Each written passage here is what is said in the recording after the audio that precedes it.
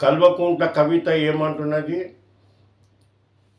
బీసీలకు రిజర్వేషన్ అయ్యే వరకు నేను పోరాడతాను అంటున్నది. మళ్ళీ మీరు అధికారంలో ఉన్నప్పుడు క్యాస్ట్ వైజ్ సెన్సస్ ఎందుకు చేయలేదని నిన్ను మేము అడుగుతున్నాం. మీ నాయన బీసీలకు బంధు వేస్తాడు, బీసీ బంధువులు గతి లేవు. బీసీల కార్పొరేషన్ల పైసలు వేస్తాడు, అవి గతి లేవు. మళ్ళీ అదేవిధంగా బీసీల గురించి ఎన్నడైనా నువ్వు పోరాడినవా?